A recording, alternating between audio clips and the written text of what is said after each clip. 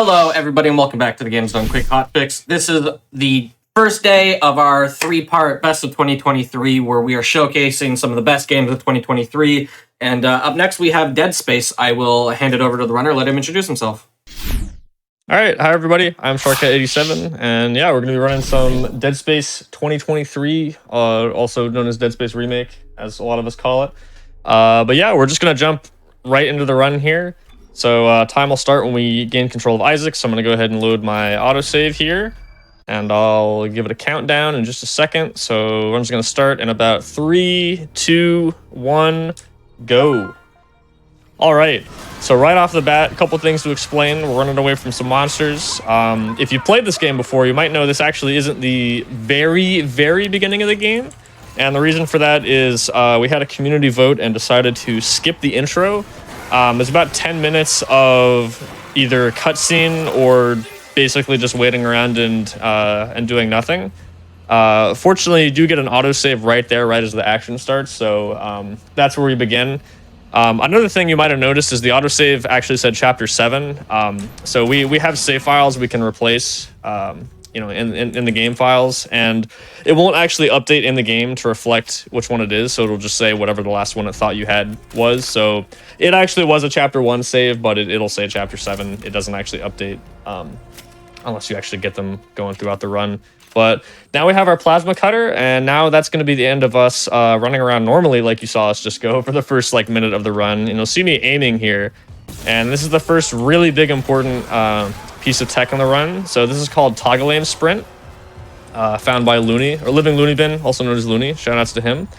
So basically the way this works is when you aim, so the idea is when you're aiming, the game doesn't want you to be able to sprint, right? It wants you to be able to move about this fast, which is pretty slow, right? This is your regular walking speed. This is sprint speed, it's noticeably faster, and if I aim, it's a lot slower. Well, the game prevents you from running while aiming only when you're holding the aim button, not when you're actually aiming, right? So if you set it up so that you have hold shift to run, but only tap aim, tap to aim, you're not actually holding aim down anymore. So it lets you sprint. So if I hold sprint down while I'm aiming here, even though I'm not pressing the aim button, but I'm still aiming, I can run a lot faster. And the game's actually combining this speed with my normal sprint speed. So you end up running about 16% faster. I think it's every 6 or 7 seconds. Like every 6 or 7 seconds running normally, you would save a second. So it saves a lot of time over the run. But not only that, you can also shoot, reload, grab objects, use stasis, interact with things, all while running at this full speed, which is really useful. So because otherwise we would have to unaim, do one of those actions, and then go back up to full speed. But we can just maintain our fast movement. It also lets us slide around a lot faster. So it just makes the movement of the entire game way, way smoother. So right there, one small downside of it is aiming does make your hitbox a little bigger, so sometimes you do get stuck on things like that, but not a huge deal. Here we're going to pick up our stasis ability, which is going to let us slow things down, which is pretty useful. So for Chapter 1, we're kind of just going through some of the tutorial stuff, but we'll get to see a little bit of the basic tech. One other really important thing about this game I should mention is even though there are a lot of pretty big skips, including 2 massive ones later in the game, we are a little bit limited. So we're going to talk about the way the progression works in this game. So you have these objectives you have to complete, and well, fortunately and unfortunately, there's pros and cons to it. We actually do have to more or less complete every single objective in the game in order, or else things will soft lock. So you can actually, from Chapter 2, which is the next level, fly all the way to Chapter 12, which is the end of the game. You can get all the way to the last level in about 20 minutes.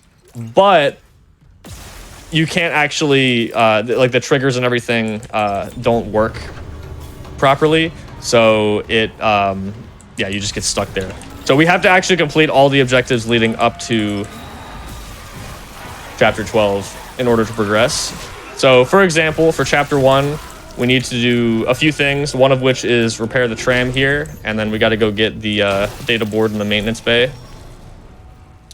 And then once we do that, we can go back up, fix the Kellion, which is the ship. Well, try to fix the Kellion. Spoilers, you'll see. But yeah, that's the ship we come on in the very beginning of the game that that we skipped with the intro skip. But here we've essentially fixed the tram. We're just waiting for it to, replace it. And we're just chilling here. There's going to be one more enemy that pops out. He can appear on either side, so I'm kind of just sliding back and forth. I'm going to see where he decides to show up.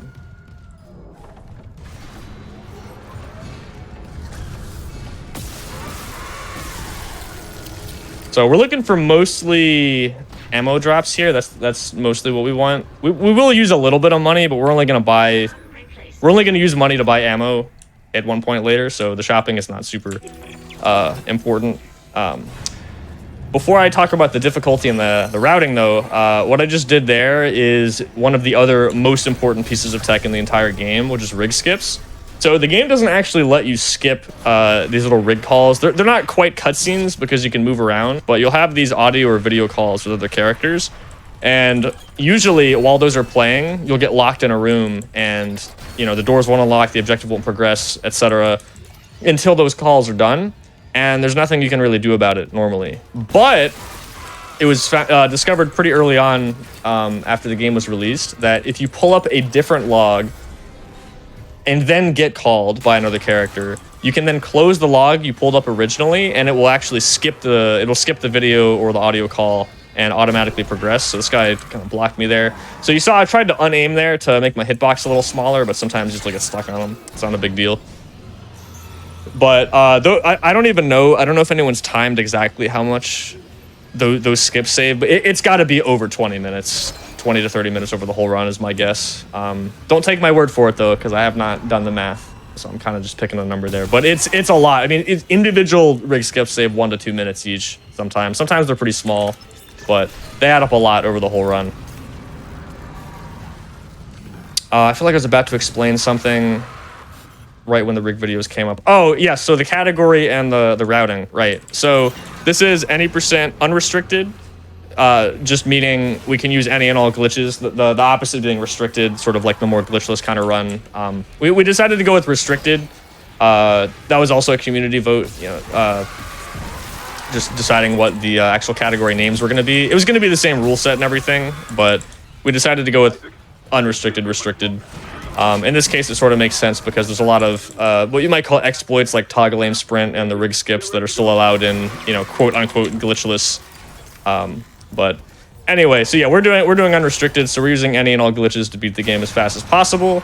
And then the other aspect to this category or variable is we're playing on story mode, which is the easiest difficulty, just because it's the fastest. If you're interested later in checking out some harder difficulty runs, there's some people that have done impossible runs, which change the routing a little bit. You gotta get a little bit, you get a lot harder combat, more item management, tougher enemies, stuff like that. So that run's a lot more focused on the combat and the item weapon routing, and then this run's focused more on just optimizing, beating the game as fast as possible. He's declared an exact amount of time. Yes. Yeah, I don't know if anyone's actually ever sat down and timed how long all these cutscenes are, but it just saves so much time.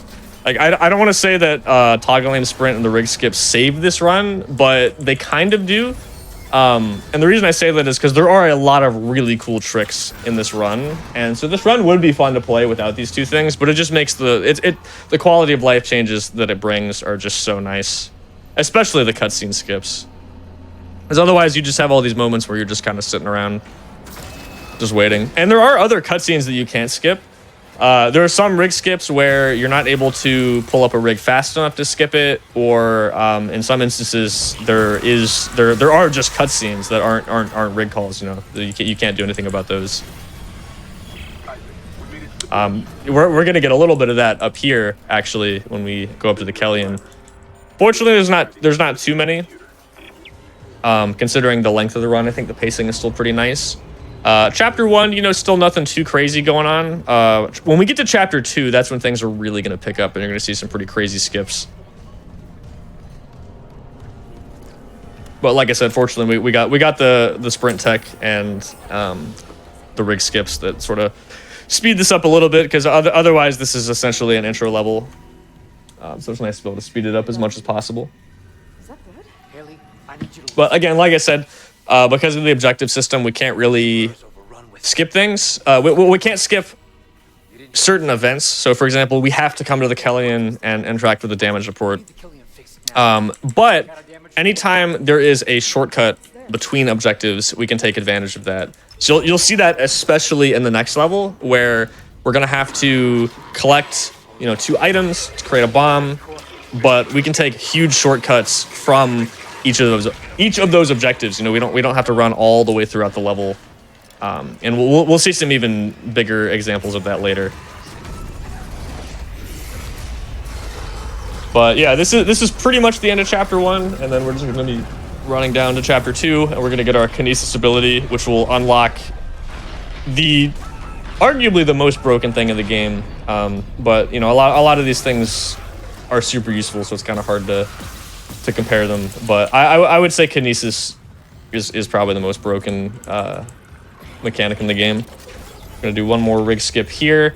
One little small optimization is it's a little faster to pull up text logs. So that specific text log we're going to be using a lot. Not to go into the menuing in too much detail, but we could a little bit. Basically, when you hit the log button to pull up the database here, it automatically pulls up whatever chapter you're in. So we're in chapter 1, and it'll start at the top of the list, which fortunately is a text log. So in this chapter, I can just open that and then mash to open it. In the future, I'll have to actually menu back over to chapter 1 to get that text log. Sometimes you need to pull up a log as fast as possible, so it'll be faster just to mash whatever log is available there. But yeah, it's kind of a small detail. Right there, one thing I should mention, one cool thing about this game is the intensity director. So the game will have random events play out, and they will change and are essentially random as you go throughout the game. And the idea is you'll get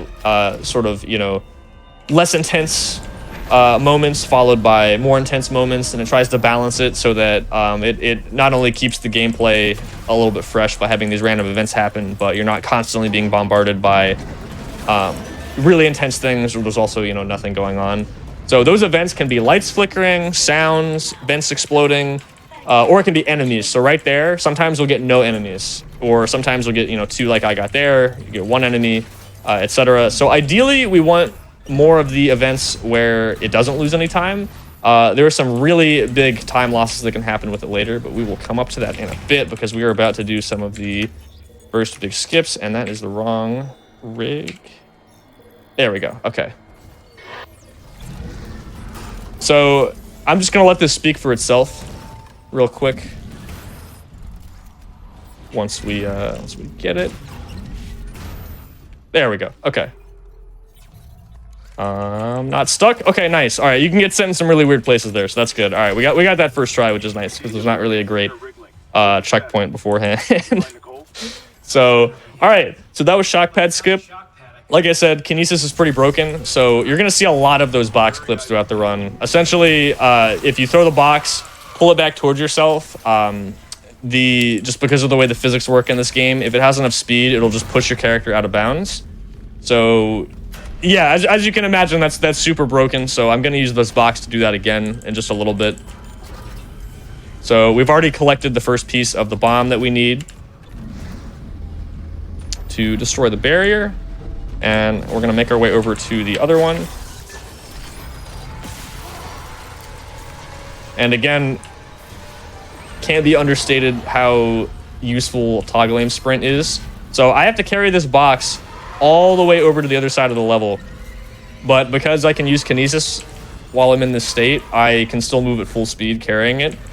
You could still get the box there fairly quickly, but you have to do it with a lot of throws and grabbing it, maybe trying to toss it, and it would be very tedious. So it's nice that this works out. It's almost like the game was designed to be played this way, almost, and I think that's pretty neat. So we're heading over to Zero G Therapy. Fun fact, you do actually have to watch this little few second Zero G launch tutorial thing in order to launch in Zero G at all. You can get to other 0G areas with box clips, I'm pretty sure, before this, or you can clip into this room, but you can't actually launch and fly in 0G until you do that, so that's pretty important. All right, so this is therapy skip. So we're gonna grab the tank here. We're gonna prop fly up here. Prop flying is a thing in this game, by the way, that'll be more important later. And we will explore that in more depth once it comes up. But this is the whole reason we brought this box here, because we're going to do a little bit of a more difficult box clip here than the first one. There we go. Very nice. You can land on the ceiling there, and there's a way to back it up, but it is honestly pretty obnoxious, so I'm glad we landed in bounds there. Best games of 2023. Yeah, this game is really, really good. Obviously, all the games you're going to see as part of this marathon are really good. For anyone that hasn't checked out this game yet, especially if you're a Dead Space fan, you definitely got to check it out. They did a really, really good job reimagining this game, and it's a lot of fun. Is Sprint patched in the latest version? No, so everything you're seeing here, I am playing on the current, most current patch of the game. Fortunately, the devs were nice enough to leave in all this stuff. They patched things that only affected casual players, but they left in all of these physics clips and things that we do in the speedrun. In fact, one of the devs of the game is also a speedrunner, you know, in the Discord running the game with us, and I think that's super cool.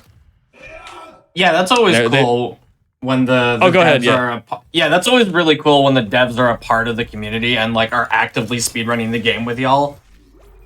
Yeah, it's very nice, and they've been nice enough to share certain information on, you know, how things work, how certain things are triggered, and it's been really helpful because it's made it easier for us to figure stuff out without having to do as much trial and error or, you know, just speculating how certain things work. Shark, show us your shirt. Oh, here you go. We're in a cutscene, so I can do that real quick. Yeah, it's I actually wore this at my kidnapped run at at SGQ. Shout out to Topher as well, another Dead Space runner, and was there with me for that kidnapped run.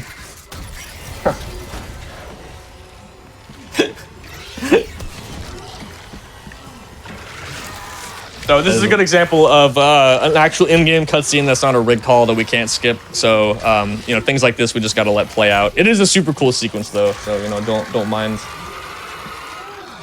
We also did a trick called morgue skip to, you know, as you might guess, get down to the morgue faster. So a lot of the box clips are going to be like that. It's just I mean, really all three of them in this level are great examples of just you hit the objective and then you just take a shortcut to the next one. Sometimes there are actually really large gaps between one objective to the next, and so it sort of works out that way, especially if the level is designed in a way that lets you take one of those shortcuts. Isaac. I'm here. What the hell's happening? Nowhere else you'd rather be at 5 a.m.? Oh yeah, me too, dude. We're on a orbit toward Aegis 7. Oh god. I have to get to engineering. All right. No time. So yeah, that is it for chapter 2. We're gonna make our way over to chapter 3 now. If I didn't mention already, I might have. There's 12 chapters in the game. So and we do have to pretty much do everything in order. We are gonna set some things up for later though. So I'm grabbing that box right now, and we're taking the tram back over to the flight lounge or the flight deck, which is chapter 1. So, or the area that chapter 1 is in. So one of the big changes they made was they made the ship a little bit more open, where you can return to areas that you visited previously, which I think is super cool, because in the original game, it's just, you know, you go to one map, like each chapter is a separate map file, and once you're done, it just loads that next map. And even though you return to different areas, it is a separate, you know, map file. The game treats it as a separate area. It's essentially a different level, so you can't, you know, jump from one area to the next. Ironically, we can jump from one area to the next. Again, I could just fly to the end of the game right here, but we do still have to do everything, which is kind of nice, because otherwise the run really wouldn't be that interesting, and we probably would have a category split where we did essentially this route anyway. So yeah, so here we are. So I'm gonna grab this. This is called Chicken Speed, where we, if I can actually get a good, decent boost here. That's fine. It only saves like a second or two, but you can push yourself along. It was found by Bach Basuk, and that's why it's called Chicken Speed. But you can just get a bit of extra speed with the props pushing you. What's the world record? Yeah, 139.11 by Rampancy is the current any percent record. All right, so this trick isn't too bad usually, but it's been trolling me a little bit recently. So we'll see if we can get it first try. If not, it's not a huge deal. But if we go into this area, the level's going to unload. And that's just because the game loads and unloads depending on where your character is. And if you go into that certain spot, the level kind of just disappears. And once we're in 0G, we can actually keep flying indefinitely until we load in an area that doesn't have 0G, which is really broken because in the original games, this is not the case, and it's just a bounding box that you're limited to. And once you go out of it, you just fall and you go back to normal gravity. So ideally here, I've set this up so I can fly in the dark and land in a tram station like that. Very nice. Okay, yeah, that's been trolling me a lot recently, so I'm really glad that worked out. This is the mining deck. This is actually chapter 7, or where chapter 7 is gonna be. It just ends up being a little bit faster to unlock the tram here and take this shortcut because it also leads to the engineering deck, which is chapter 3. And then we gotta touch this trigger here, which is an objective. There we go. Now I'm gonna grab this fire extinguisher.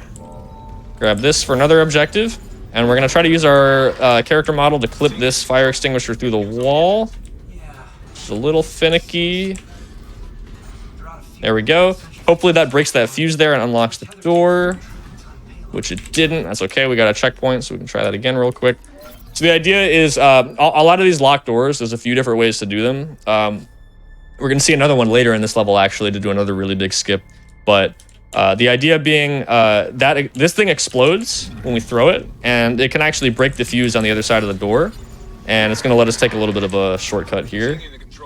So let's try this again. There we go. Okay. And now we're going to grab this prop for later. Fly to the planet. Yeah.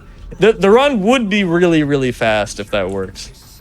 Can't deny that. All right, so for this level, we've got to fix the engine. So the first step is to refuel both stations. You know, like a real engineer, just throwing that lever down, doing some real science. So we're gonna go do that on the other side, the north side, or the south side, whatever. It doesn't matter. I don't remember which one is which. Anyway, so we're gonna go do the south side. And I'm taking this with me because we're going to do a prop fly. And like I mentioned, prop flying is pretty important. You're going to see a really, really big one at the end of the game. But we can step onto objects and then push ourselves up and fly. It's kind of cool because there's a lot of tricks like these physics clips with the items and the prop flies. A lot of these, you know, sort of broken mechanics with kinesis. These things don't work in the original games. So it's kind of cool that the remake has some pretty different physics with its own unique exploits.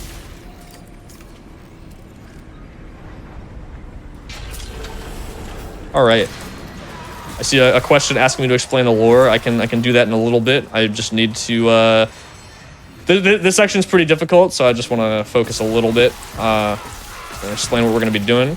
So we need to use this key card to get in this room and switch the power. They added this mechanic where you can divert the power to different things, which is pretty cool.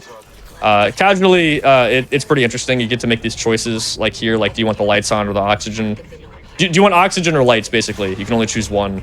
In this case, we just choose lights because it's the fastest in terms of menuing. For us, it doesn't really matter very much.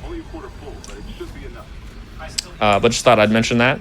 So we're going to do this prop fly here. This trick is a little finicky. That was actually pretty fast. Nice.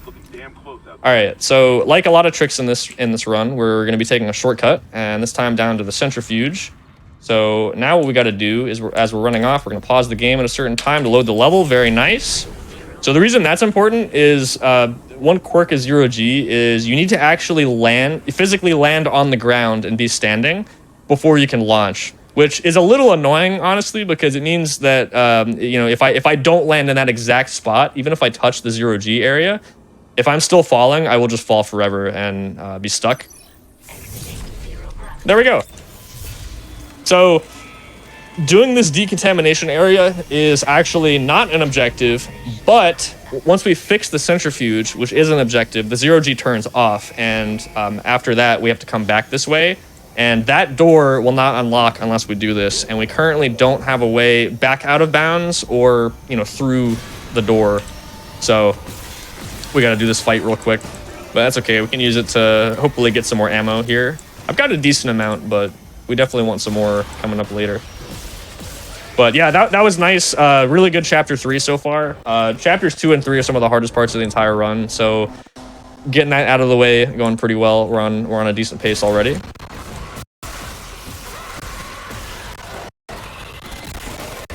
There we go. Actually, don't want that. So one thing about story mode that I haven't mentioned so far is that it is the way the health works. So if you take damage and you wait a little bit, you will automatically just refill to full health, which is obviously super broken. But again, it makes it really fast. It also means that we do not need health packs, and actually we want to get rid of them as much as possible, because unless we take damage, we can't get rid of them, and they end up just taking up a lot of inventory space. And obviously buying a suit to increase our inventory space takes a lot of time, so we're not going to be doing that. And we want to make sure we manage our inventory as much as possible. I just got shrolled there a little bit. Sometimes that happens. This thing is a little annoying sometimes. There you go. Okay. And wait, did the first one not go in too? Really? Did they both troll me? There's no way. Wow, I don't think I've ever seen that. That is really funny, actually. Okay. I don't even know how that happened. I've seen one of them do that before, but not 2 in a row. That's wild. All right, well, you know, that's fine. 108.07. Oh yes, yeah. The original is a decent amount faster, but yeah, they're very different runs. So you actually can skip objectives in that game. The way that game works is, like I said, each level is completely separate. It's its own map file in the game, so you can't skip from one level to the other. But generally, you have to complete a certain number of objectives before the tram will unlock and let you progress. For example, like a good comparison is Chapter 3, this level. So you still have to do the refueling, fix the centrifuge, and then fix the engines. Also, you can just barely make that with a toggle and sprint. You actually might be able to make that with normal running speed too, but it would be pretty tight. I'm not sure. And then yeah, go fix the engine or reactivate it. But in the original, the game only checks to see if you've actually gone to the engine and hit the button, done the fight there and all that. It doesn't check if you've done the other stuff. The other objectives just unlock a door, and using some pretty major glitches, we can just skip past the locked door, essentially skipping almost the entire level. All right. There's also a small time save we would normally do here. That does not save time. Well, so I should explain, like a lot of other PC games, the load times are removed from the final time. So there's, here and there, there's a couple time saves that don't actually save time, in real time as we're sitting here doing the run, but off the final time it's quicker. So it's a little silly, but it's just a product of needing to remove the loads to make things fair. But you get an autosave there as soon as you kill that tentacle, and if you reload the autosave with the load removed, it's faster because you're automatically standing up and can move. In real time, the load takes long enough that it's faster for me to just, not do it. But I just thought I'd mention it because it's kind of interesting. For not practicing, I did practice. I actually did get in a decent amount of practice this weekend, which was good. It's been fun getting back into this game again. All right, so this is a food storage skip here. And what we're trying to do is break another fuse by aiming, unaiming, and re-aiming again and shooting, and that lets our gun clip very slightly through the wall, and we can just shoot that fuse. I did want that. I let go because I thought I'd grab the other prop instead, but yeah, that works. I can just grab that on the way back if I didn't get it. Alright, so for this room, I'm just trying to clear out these enemies because after I put this battery in, there's going to be more enemies that spawn, and these guys do not count towards the enemies we got to kill, so I just want to get them out of the way. Again, just grabbing as much ammo as I can. Even though we are playing on easy, we do shoot a lot, and we run out of ammo pretty quick if we don't grab a lot of it. These enemy spawns are a little bit random, so I'm just trying to see where they show up. It's the same number of enemies, but the spawn points are random. Spawns weren't terrible. All right, unless I miscounted, that should be all of them. Yo, thank you for the good luck, Gulch. Appreciate that. And what's up, Amir?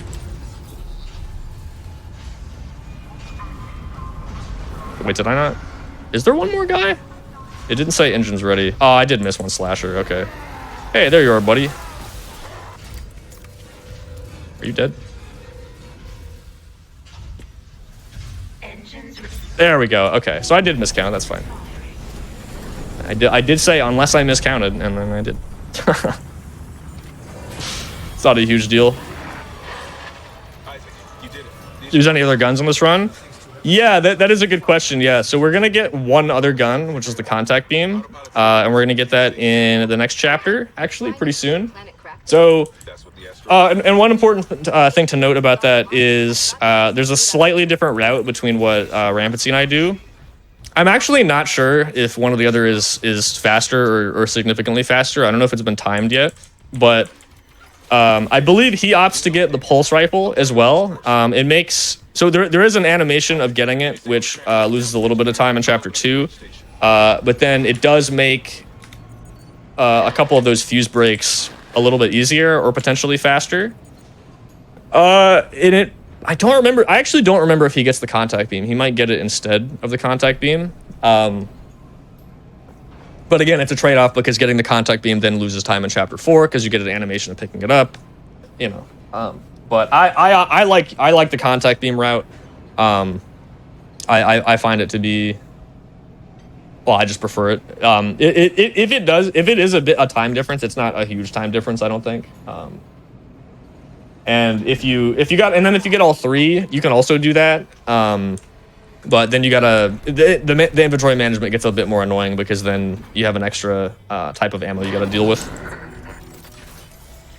Oh, this is a weird. I don't actually know the specifics of why this happens, but sometimes this happens when you do rig skips. And right there, I tried to hug the right side of those seats, the bench, as much as possible, and it helps mitigate the stagger there from the brute, that enemy that shoved his arm through the wall. You okay? All right. Well, we get a little bit of downtime to chill here. So, unfortunately, you know, like I said, we do have to do pretty much all the objectives in the game, with 2 major exceptions we'll get to later. And one of the objectives for this level is to wait around to talk to Hammond, so we get a little bit of the story here. I managed to trap him in here. Ah, speaking of which, someone asked me to explain the story. I'll try to do that briefly. I'm not the best Dead Space lore expert, actually, but basically, they come to investigate an SOS on the ship and come to do some repairs. We're a space engineer coming to fix stuff, as we've been doing already on the ship. There's this outbreak of these alien zombie creatures called necromorphs being controlled by this marker that sends out, you know, these signals to reanimate corpses and, you know, that make more corpses and all this stuff. And we're basically trying to, well, eventually get the marker and put it back on the planet that it was dug up from, because this is a big, you know, space mining ship. It was mining from this planet where they found it. I can hold this position for a while. And there's a bunch of other, you know, details and things, but that's the gist. Impossible route doesn't get the contact beam, they get the nade launcher. Yeah, and they also usually get the line gun. They changed the alternate fire on it to be these laser beams, which is really good. Because normally it's like okay, because you just shoot them on the ground and they shoot out lasers, and then, you know, enemies will walk into them and get fried.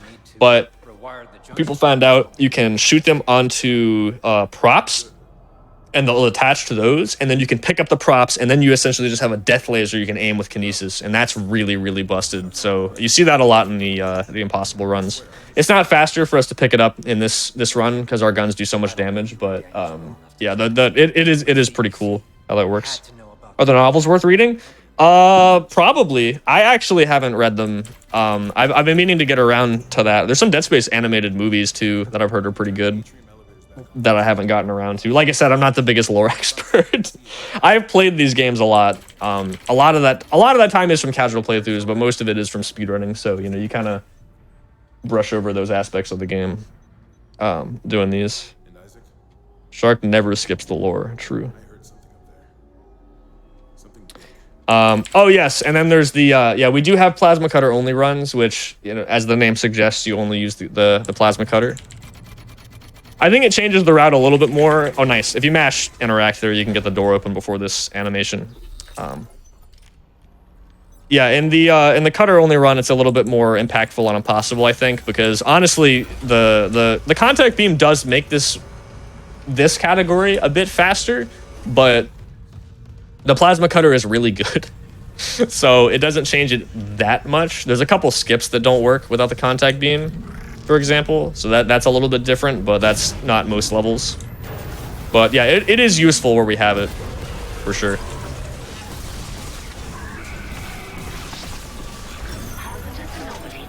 So that was a little mini boss there.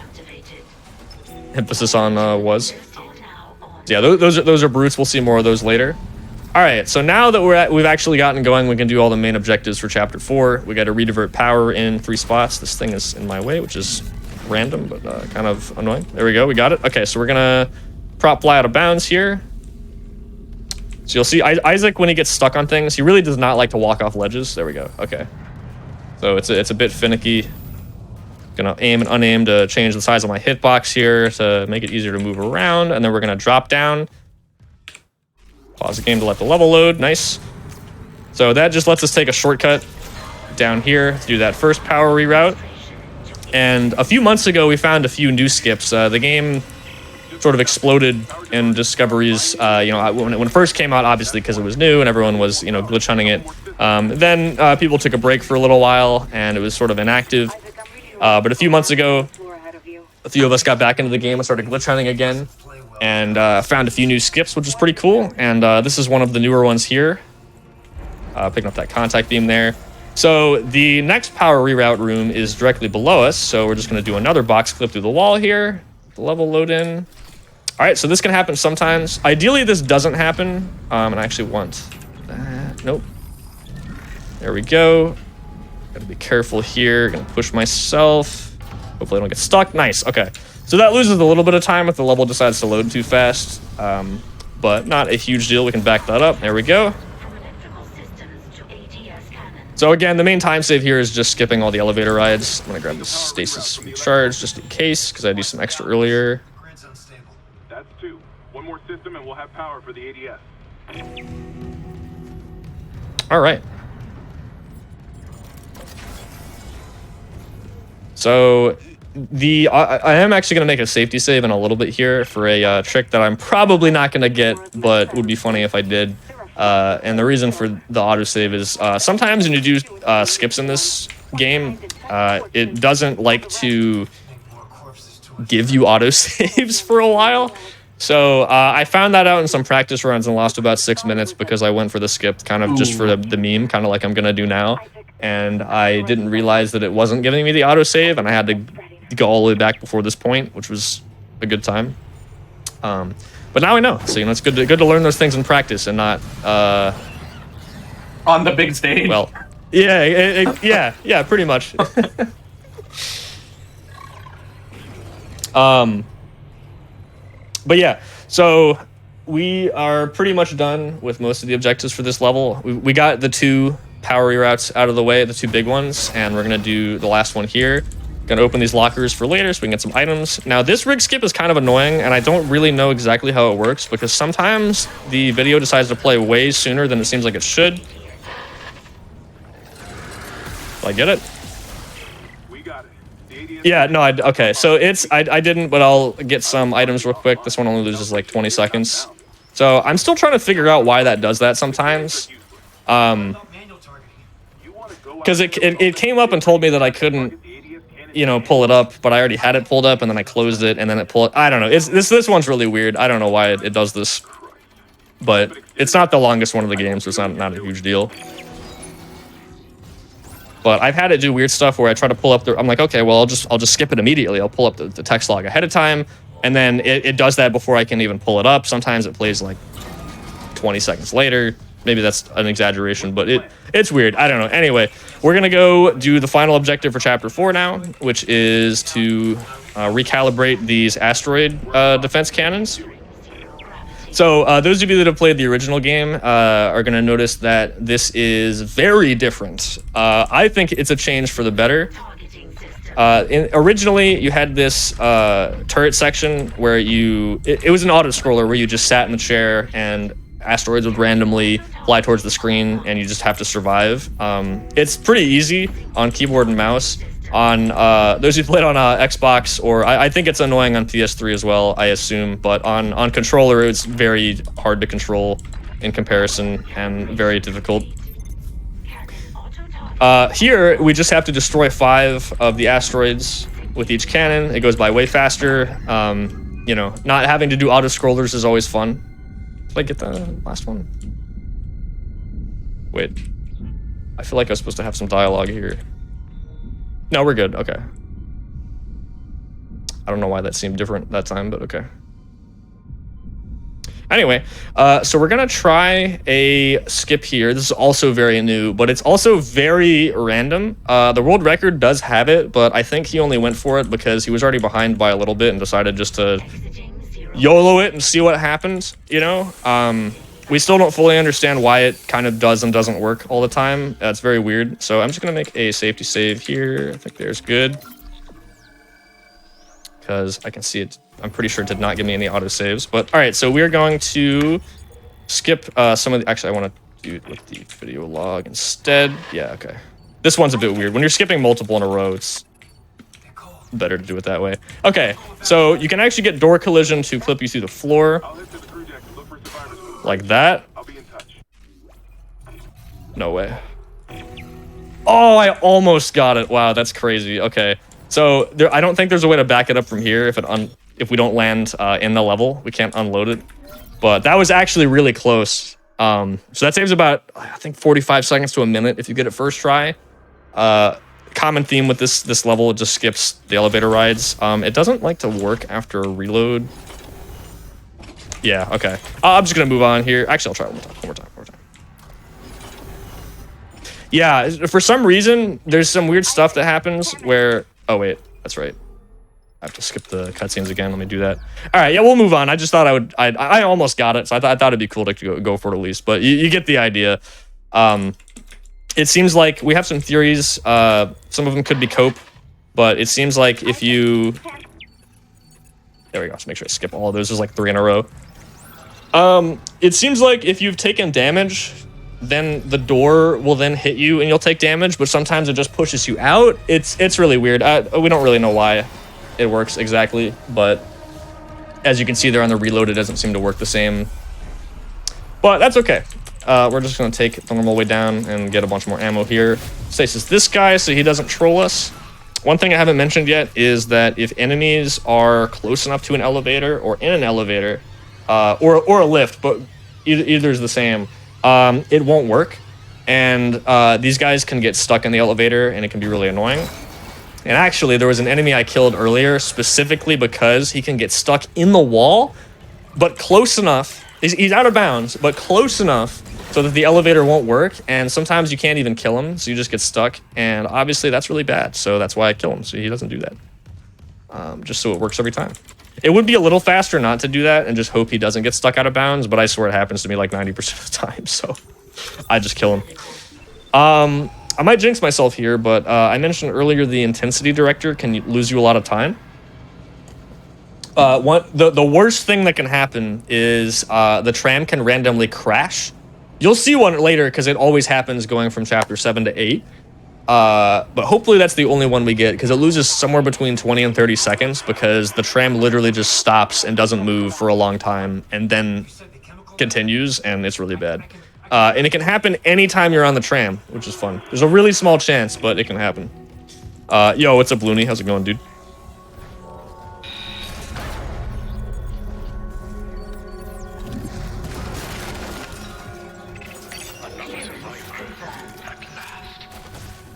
That's a pretty small time save on that rig skip. I don't think it's more than 10 or 15 seconds, but we try to do those whenever we can.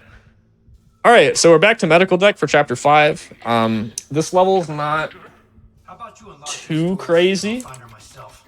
I would say like the original, but the original has a a massive skip, the hardest skip in the entire game. It's very precise and ridiculous. Most people don't do it though, so for most people, I would say this level actually does resemble that route where we're not going to do any crazy glitches, but there's going to be a couple little small tricks or skips here and there. One coming up right here, we're going to do another fuse break to skip having to do a bunch of running on the top and these little puzzles where you got to destroy these tentacles to open the path. So again, we're just going to line this up and hopefully break this fuse. This one's a little precise. There we go. Okay. And then we're going to go over here. There's a couple reasons we do this. I don't remember exactly all of them, but the main ones are... Well, sometimes this will soft lock if you don't do this, I'm pretty sure. But also, we hit a load trigger there to load in the hunter or the regenerator, whatever you want to call him. This next section where he jumps out... once I can move the camera. Yeah, that guy back there, he doesn't spawn if you don't run over there, and the next section's faster if he does actually show up. I'll explain that in a sec. We got a little bit of downtime, a cutscene here. This is Dr. Mercer. He'll explain his whole deal here. We were colleagues, you know. Ugh. Let me be Dead Space SRC mod. Oh, if I sent him $20, that's pretty cool. Can a lot of skips in OG still be done in the remake? That's a good question. So the answer is no, but kind of. And the reason I say that is because the games are like, well, this game is based on the original, but it is like its own completely different game. You know, the physics engine's completely different. They redesigned the levels, the mechanics, etc. But because they are a lot of the times sort of the same kind of levels, like they redesigned a lot of, you know, the way that they redid a lot of the level design essentially, or like story bits and things like that. But some things are pretty similar. So there are some skips that end up being, like you end up being able to skip some of the same parts of the game, but the way you do it might be different because the mechanics are different. For example, I'm trying to think of an example because I know there are a couple.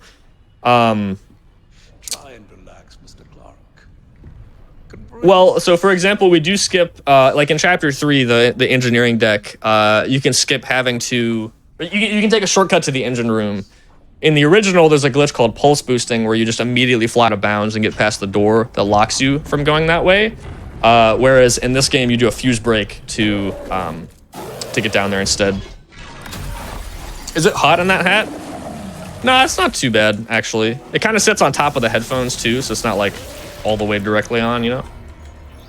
Alright, so if we shoot both of his arms off, he'll start to regenerate, and getting him to regenerate plays that cutscene, which we can skip, or the rig video, I mean. I just call them cutscenes, but they're not literally cutscenes, but, yeah. So that's why we want to load him in, because otherwise you just have to wait around, and then eventually Kendra will talk to you, and you can skip the rig video, but it takes a little longer.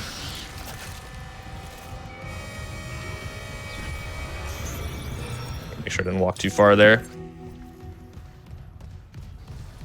It got ice cubes in there, yeah. That does help. Line gun exploit. So no, in this category, we're not going to use the line gun. If you want to see some of the line gun, like laser beam strats, definitely check out some of Possible runs. That room I just passed actually has the line gun. That's where you would get it normally. Different engine, different skips. Yeah, exactly. Oh, or for example, the very last level of the game, spoilers, we're going to skip most of it. But the way it works is very different than the original. Here's a small skip. This is poison skip. So stasis applies to doors. We can stasis the door once it's fully closed, hit that button and get out. We do have to wait for very specific triggers. So once that little stinger plays, then we can progress a little bit. The reason my camera flicked there is in Chapter 2, you're supposed to walk by this, and it sort of snaps your camera to this this little scene with the NPCs there. Since we skipped this area in Chapter 2, it gets a little bit glitchy and like tries to make us watch it here instead. So I can't leave yet. There's like a cutscene like dialogue playing out in that room there, so I gotta wait here until Kendra calls me, and then I'm gonna skip it. Wait, I don't have to wait. Thank you for your patience. And then we can go. And then we're going to reload this. And this is probably not faster with the load screen, but it's the way I'm used to doing it, so it'll just be a little bit easier. This makes the panel coming up interactable immediately, whereas normally you have to wait a little bit. This guy's in my way. All right.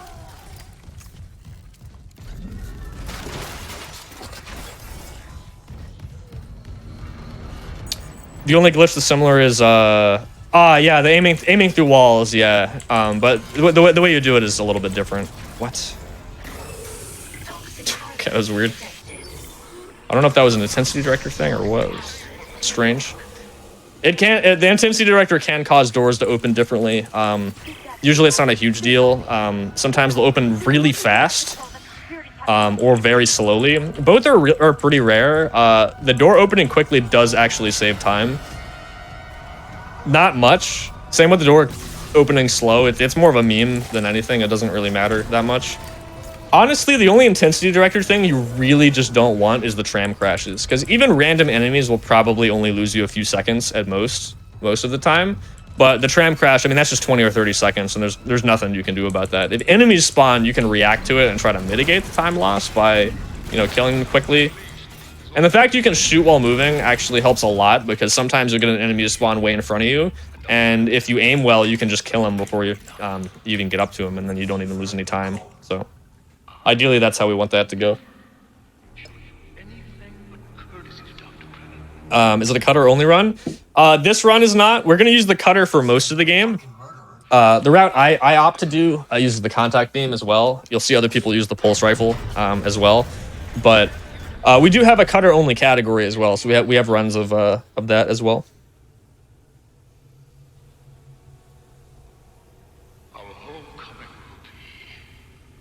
When in doubt, blame the intensity director. Yeah, whenever something weird happens, we just blame it on that usually.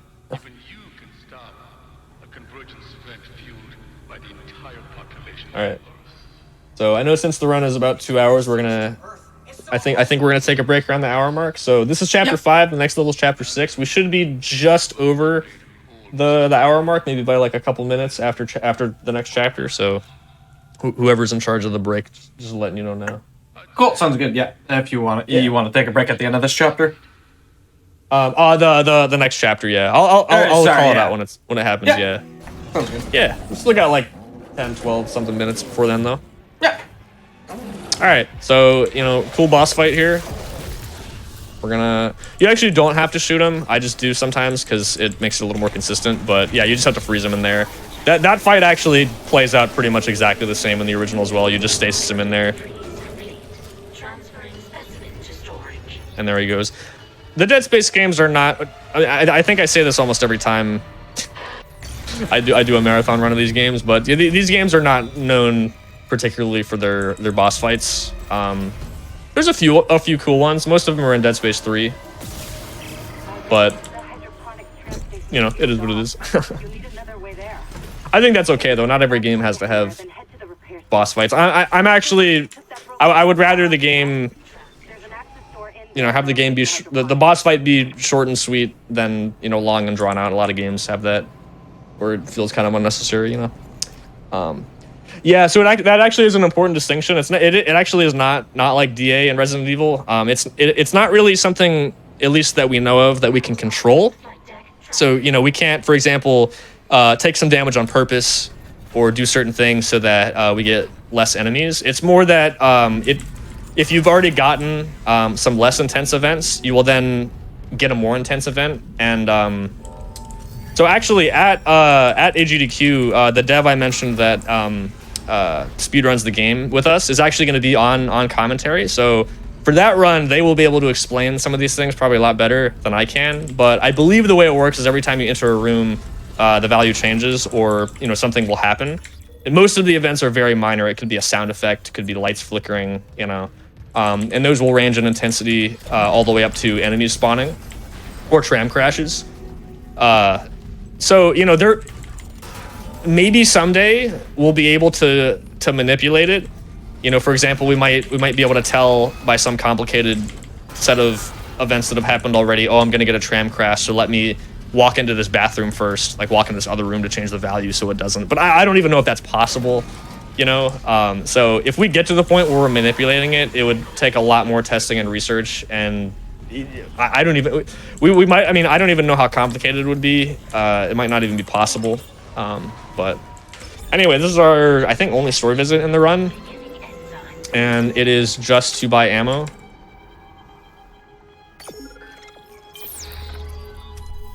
Enzyme synthesis complete. Caution, do not ingest. And this is an example of a rig video that we actually can't skip. It comes up too fast, but not a huge deal. Gonna set up a couple things. They must have been trying to kill whatever's in food storage. Dead Space 3 speedruns are pretty cool, yeah. I highly recommend anybody check them out. Even if you didn't like the game casually, the speedrun is pretty cool. Got some cool tech. All right. So sort of like the original, we have to. Well, I mean, it is the same set of objectives, but yeah, like the original, we have to go. Okay, that doesn't happen most of the time, but you know, sometimes it does. So we have 8 of these enemies called Weezers that we have to kill before we can go to the final boss of the level, or just the boss of the level, I guess. But you might have noticed I'm carrying this box around. So I dropped this off at chapter 2, so that we could pick it up here. So that was what, 30 plus minutes ago. It was all just so that we'd have this box for a clip that probably saves about a minute or so towards the end of the level. So again, another reason why it's so useful that we can use this toggle aim sprint exploit while also carrying things around. Makes the whole process way better. There we go. Just trying to make sure that guy doesn't block the lift.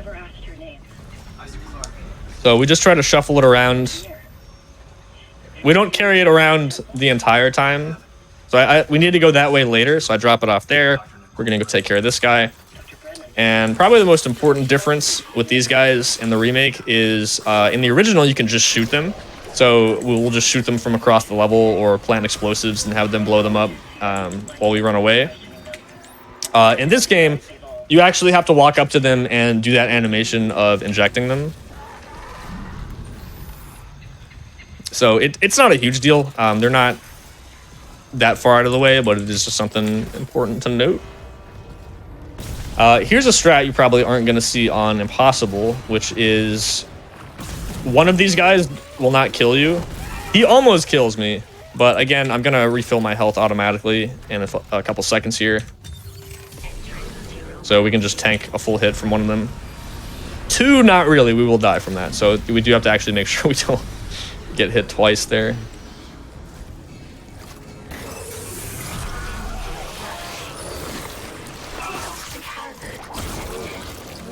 The box stayed there? It does, yeah. It stays there the whole time while we go do chapters 3 through 5.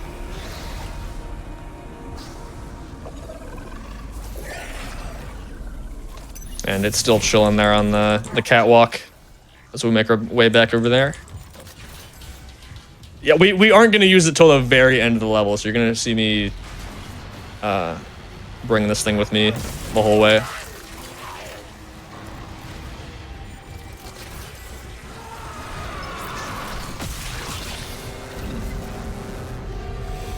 See, that's another random enemy there. Like I said, at most, probably only losing a few seconds every time those sort of things happen. But it's not too bad. There's not a ton of randomness in this run overall, which is nice. Though you could argue the last trick in the run is a little random, but yeah, you know. we'll get to that. Does the box reset? The box will stay wherever it is when you hit the autosave. So if I hit an autosave or something in chapter 3 and reload, if I've left it on the tram platform, like it did, it'll still be there. So it won't despawn or anything if we reload, which is nice. All right, so fun fact: this little trick we're gonna do here is a cool sequence break, where you're supposed to break these tentacles once you come down I believe this is the last Weezer over there. But you can snipe these with the contact beam alt fire. There we go. And we did learn that that skip was found in development, but it was too expensive to redo the art assets for the tentacles there, so they just left it in. It doesn't really break the game either, so this is another example of these little shortcuts or tricks that were, even if they were known, left in the game because they didn't affect casual play. Which I think is pretty cool. You know, it's like if you in a casual playthrough, you're sort of rewarded for, like, in a way, for figuring that out. If you think about it, you know, I think it's pretty neat. There we go, grab our box again. Almost time to use this thing finally.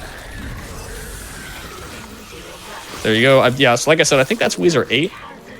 Yeah, and then Weezer 7 is going to be the last one we kill.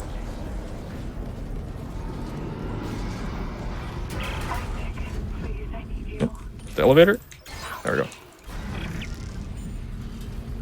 All right, so we need to make our way back to towards the beginning of the level where the boss fight is after we kill the last Weezer here. So instead of taking the elevators down and walking all the way over there, I'm gonna throw this over here. Small chance we soft lock after this skip. We get an autosave right here, so worst case we just have to do it again. It's not a big deal, but just throwing that out there that can happen. Hopefully it doesn't, though. Well, yes, okay, I guess there is a lot of randomness in that sense, but the randomness doesn't usually make or break the run.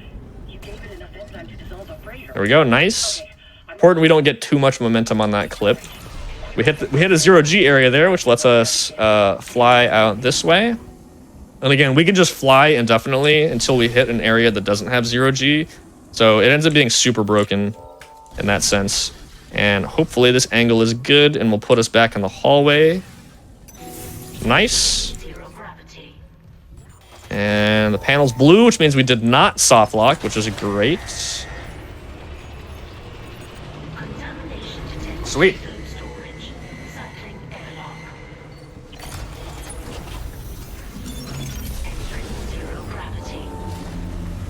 All right, and now we're gonna see, I think this is the first time we've used the contact beam. It's really good for this boss fight. So they changed this up a decent amount. We're actually free flying now. The original game has this 0G mechanic where you actually stick to the floor and then you do these jumps, which are honestly pretty jank, as anyone who's played the game probably knows. I'm glad they decided to go with more of the Dead Space 2 and 3 style flying. 0G just feels a lot better overall. That ammo? Yes, nice. Yeah, we should have plenty now. All right, so we're gonna try to do both of these phases in 2 cycles here, 2 hits. Nice, okay. If you manage to get the alt fire at a particular timing there, it does a lot of damage, or rather, it actually hits him. He has some weird iframes there where he's invincible. There's a very specific timing when he's coming back to the center where you can hit him. We do the primary fire there, and then we charge up the alt fire blast here. Nice, okay, we got both 2 cycles, that's really good. It's not a big deal if you don't get it. You just have to hit him a 3rd time. It just wastes a few seconds each 2 cycle you don't get, but that's pretty nice.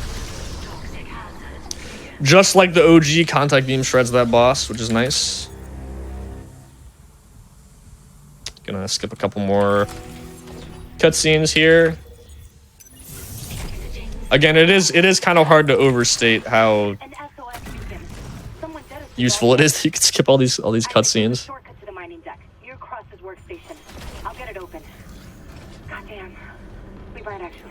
All right, so that is actually the end of chapter 6. So if we did want to take a short break, this would be a great chance to do it. And one of the best levels in the run is coming up right after that. So yeah, this would be a good pause if we want to do that real quick. Yeah, we'll take a quick break here.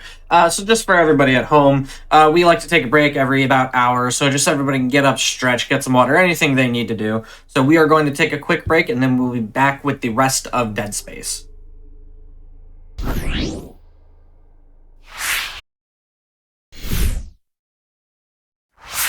Hello, everybody, and welcome back to the Games Done Quick Hotfix. This is our best of 2023 celebration. We are in the middle of a Dead Space speedrun. I will hand it right back over whenever you're ready. All right, yeah, sounds great. So we are about to enter one of the coolest levels in the run, which is great. And so I'll give a countdown from 3. We'll resume the run in 3, 2, 1, go. All right, so yeah, we just finished up chapter 6. Quick elevator ride up back to the mining deck. If you saw the first half of the run, all the way back in chapter 3, we actually took a shortcut that unlocked the tram here. So that's on my left. I don't need to do that now. Another little small few second time save. Now, this level is, in the original game, the longest level by far. It's the world record is about 68 minutes, and 13 plus of that is this level in the original. There's a couple exploits you can do, but nothing too crazy. It's pretty locked down. In this game, it's kind of the opposite, and in fact, this is one of the arguably the coolest level in the run, and also, well, I don't know, say the most difficult, because there's a few levels that are pretty difficult in the late game, but yeah, we're gonna do some pretty insane stuff. It starts off a little slower at the start, but we've already done a little bit of a skip, so well, a setup for one anyway. So this elevator, I was able to get off of it after calling it down. And the reason that's important is that even though I have to wait for it to get down to the lower level, if we're standing on the elevator, it'll stop and we have to do this quarantine fight where we kill the enemies and then it continues down. But, if we're not on it, it doesn't do that. So I'm just waiting here. I might have mentioned before, Isaac also doesn't like to walk off ledges by himself. It's very odd, but we can use the box to kind of nudge ourselves off. There we go, so we fall all the way down. All right, so now we need to go up to this sort of control room, which we're gonna see a lot. We come back to it a few times. I'm gonna grab this box for later. Again, if you saw the first half of this run, you can probably assume you can probably guess what we're gonna be doing in this box. But yeah, here we go. I'm gonna take this upstairs. So the only reason I said the beginning of the level is a bit slow is, we're kind of just running to this main room so we can get the objective started, and from there it's just going to be back-to-back skips pretty much till the end of the level. Get these guys off of me. All right, so we're going to interact with this. Going to set that there for later. Skip this rig call. All right, so we need to head up to the processing deck. This guy will move out of my way. So we can get, what's the guy's name? I forget his name. We need to get somebody's rig, and then we need to go down and get an SOS beacon. We need to go plant it on an asteroid, destroy some tethers holding the asteroid in place, and launch it. And usually that involves taking a bunch of elevator rides, going back up to that control room, taking some more lifts and elevators. It's a cool level. Casually, for sure. They did a really good job with it. We are going to take a lot of shortcuts though. So yeah, like I said, it's cool because it's sort of interesting to see how it's flipped. There's some things in the original versus the remake where they have somewhat similar skips. Not done in the same way because the games are designed completely differently and different physics. But it's just cool to see some of those similarities. But it's also cool to see the opposite where things are completely different. So you have a level that's pretty locked down and super long in the original, and a level in this game that is just completely broken is the opposite. There's a few others like that, but I think this is the most noticeable. Did my box just clip through the floor? That's insane. I've never seen that before. There's another one I can go grab, so I'm gonna go do that. But I've seen that happen if you teleport onto a box, but I have never seen that before. That was crazy. All right, well, whatever. We're just gonna take this back over here. With that slight hiccup out of the way. I just can't believe that's insane.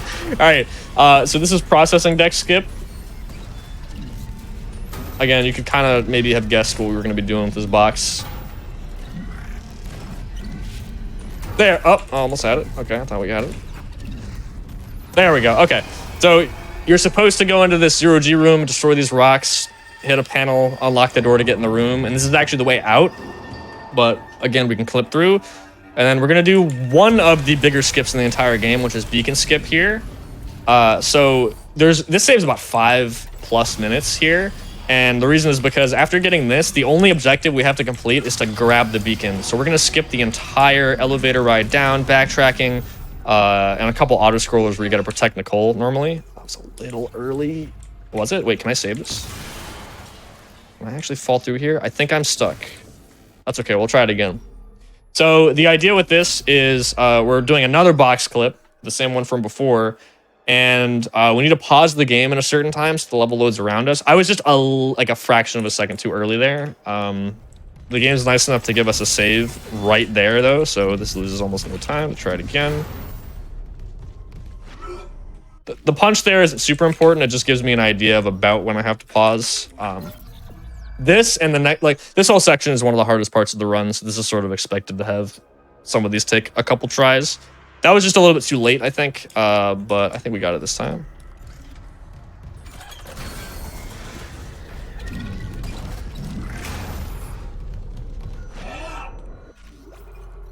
There we go. Okay, nice. First try every time. We get the beacon. All right, so now this is Looney Fly, named after, again, Living Looney Bin, also known as Looney.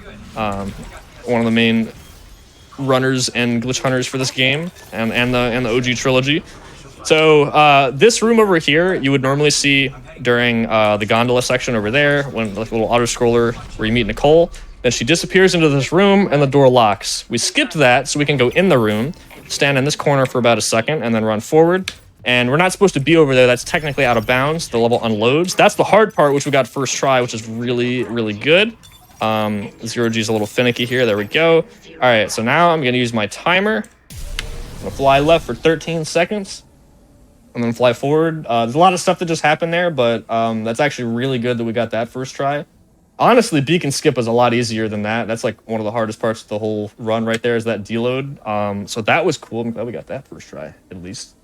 And now we're going to fly forward. I'm just looking at my timer over here because I have to fly forward for a certain number of seconds as well.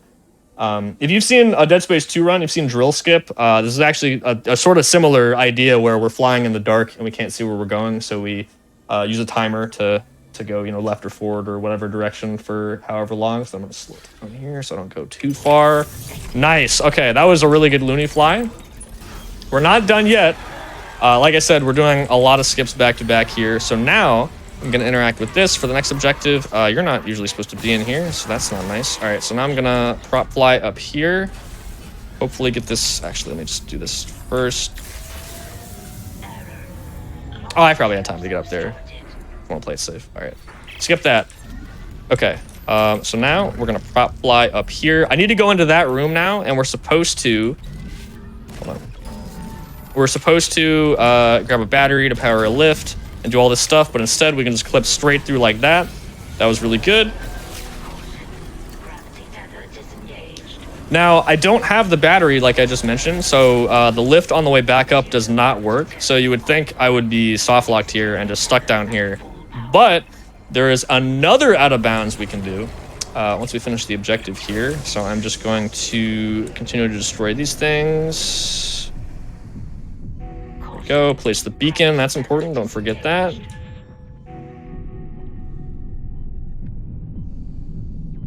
Oh, there we go. And fortunately for us, we can kind of just squeeze through the geometry here and go out of bounds and abuse the fact that we can kind of just fly wherever we want until we hit certain rooms that don't have 0G anymore. And so now we're going to fly this way for a little bit until some more stuff loads in. Right about here ish. There we go. All right, and now we're gonna fly up. And the idea here is we need to get back to that room again to try to launch the asteroid. And since it's right around here, we can just fly back in. Right about there. Nice. All right. Now one more skip for chapter 7. We're gonna try to skip the quarantine room here. Just like that. Nice. Okay. Yeah, that was really, really good.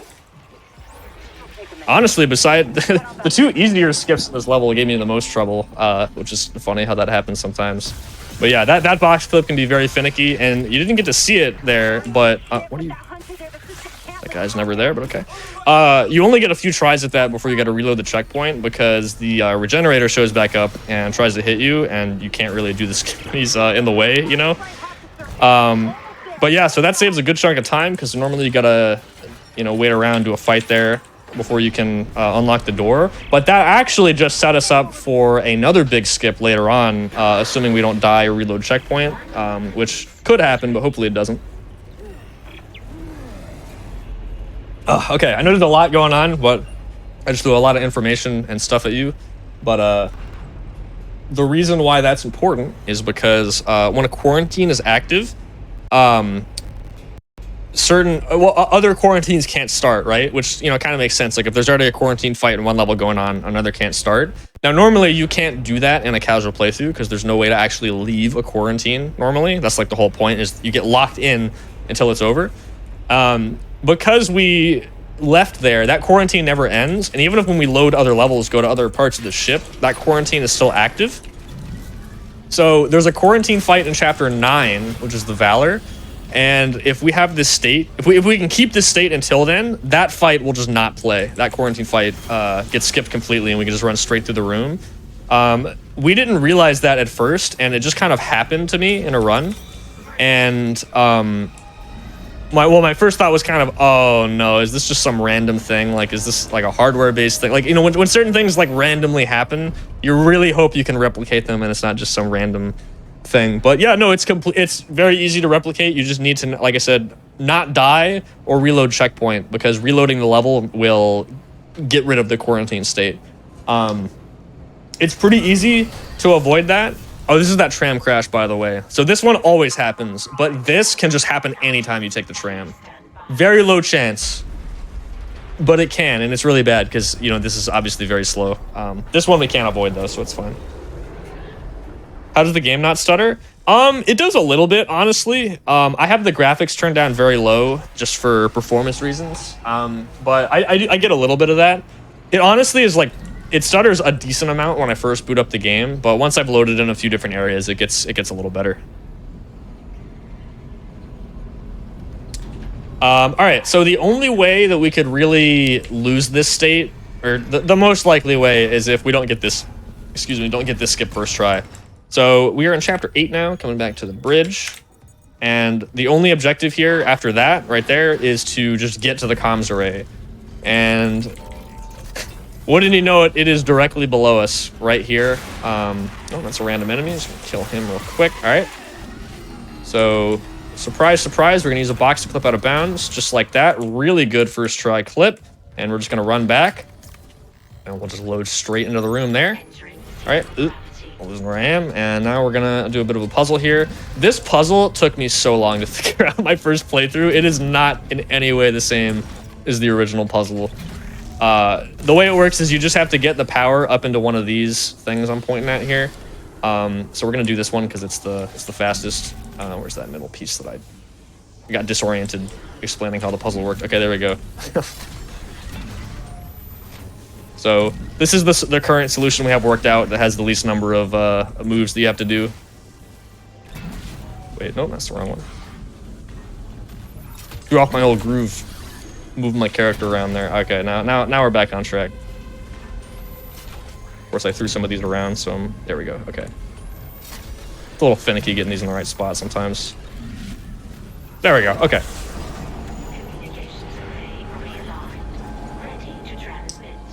Yeah, the stuttering has gotten better. It for sure isn't perfect though, but I think it's partially a result of, you know, some games starting to go in the direction this game went, where there's not really any loading screens, unless you die, obviously. But, you know, just progressing through the level, the game will just continuously load things in. All right, so we're gonna try to skip like 3 rig videos here, and it's a little annoying sometimes. Okay, nice. I like to play that one safe because some of those are about a minute long each, and if you miss one, it feels really bad. So didn't want to have that happen.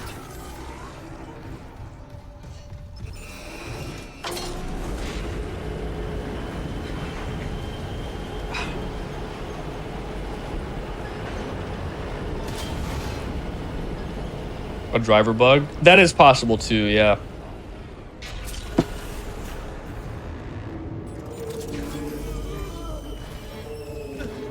All right, so not actually too much left in this level. Some of the later levels get fairly short compared to some of the beginning or early game levels. So we just got a boss fight coming up. I think same with the asteroid section earlier in the game. I think they improved this section. I like this a lot more than the way it's in the original. It's just another turret section in OG. Oh, so the save station on standby there, that's how you know the quarantine state is active, by the way, because you can't save the game during a quarantine either. So that's another way you know that trick worked. But it also means you can't save the game when in this state, so, you know, I can't safety save before that other trick that we did. But fortunately, we got it first try. It went really well, actually. Normally, we would actually be going back up there to do it again, but there's a much faster version of that skip coming up in a few chapters, which is very funny to me that it works. But we'll don't want to spoil that just yet. ADS cannon destroyed. So yeah, we got to use these turrets again. We can use them from any distance. That's why I'm making my way back over to the other ones as we go. There we go. Take a little bit of a shortcut flying. I believe it's about the same speed to either fly or to toggle aim sprint on the ground. So taking advantage of the you can't walk on this ground directly under me there, so I'm just trying to make sure I take a tighter line there. A little bit of a shortcut. This thing's getting away a little bit. There we go. I get him. Oh, there we go. Okay. I think one of those just missed. Apparently, it's fine. Yeah, Dead Space 3 co-op is very fun. I'll try the antenna's manual release again. Do it. I've got a transmission loaded and ready to go. All right, so I actually won't skip these rig videos here, and that's because it doesn't save any time. You have to wait for the Valor to actually crash into the Ishimura here. So you can totally skip these, but you just kind of wait around. Doesn't really make a difference. Put up some invisible walls here too. Fun fact: you can't walk back through here. Let me just manage my inventory real quick. Okay, we don't have any stasis packs, which is fine.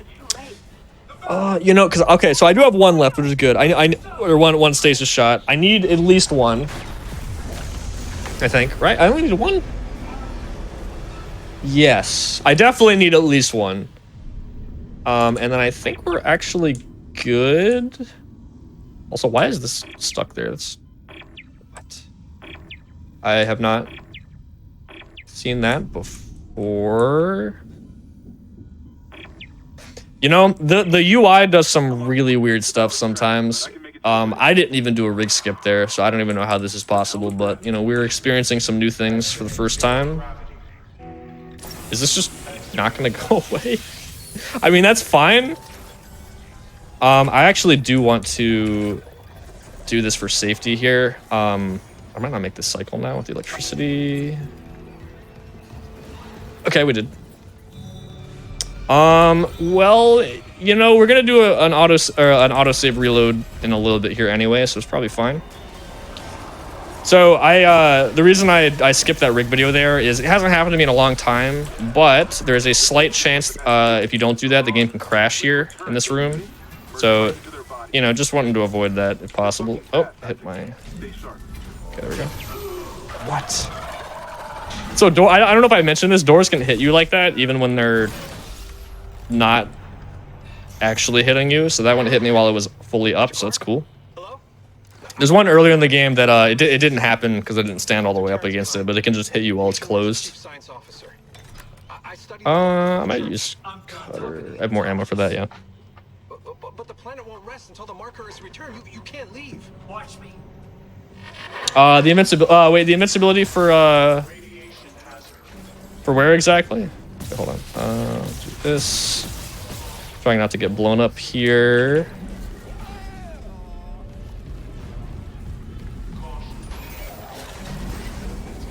There we go. So those home in on those guys, which is nice.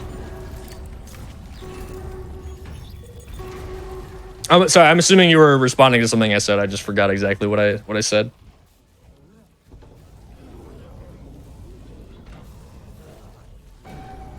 Warhead has been ejected. Alerting bridge. Yeah, Dead Space 4 would be very cool. All right, here's where I needed that one stasis shot coming up in a couple rooms here. Not losing health. Oh yeah. So that's just a product of playing on story mode. You just take very little damage on this difficulty, and after you take damage, it just refills your health back up to full after a couple seconds. So obviously we do that on in this category just because it's faster. But that's another reason why we have impossible mode runs as a separate category as well, to have more challenging combat, obviously. Yeah, no problem. So this is the room where the quarantine skip comes into effect. Normally it would lock us in here and do a somewhat lengthy fight, but we just skipped the entire thing. So now I actually am going to reload an autosave for 2 reasons. One, it ends up being faster in this room because it resets the cycle of these fire streams, but it also, it also gets rid of the effect where I can't save the game anymore, which is nice. I don't actually think we're going to be doing that, any other manual saves, but it's nice to have just in case. So yeah, you can see a lot of these fire things are just kind of stuck here. That always happens when you reload. Did I actually get both of those? I think I did. Well, if the elevator doesn't work, then we'll find out. Oh, I did. Okay. I just didn't hear the sound effect. Okay, so this is one of 2 late game box clips that are very difficult, and if we don't get it, it's not a huge deal, but it saves a little bit of time. So using toggle aim sprint, we can get in this room when we're not supposed to. Oh, wow. That was really good, actually. Okay, well, there you go. That clip is a lot harder than it looks. I don't usually get it first try, so that's really good. Cool. So yeah, you can get in the room before you're supposed to, and if you take the box with you, you can clip out immediately because the objective is just to get the core and then to leave. So that's what we're doing. We don't actually have to watch the scene play out there.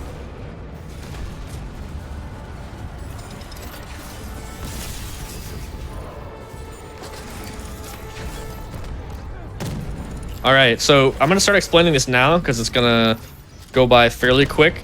So I mentioned at the beginning of the run that there were 2 really big skips and that there were 2 sections where you actually don't have to complete all the objectives in order. And the first one is gonna be chapter 10.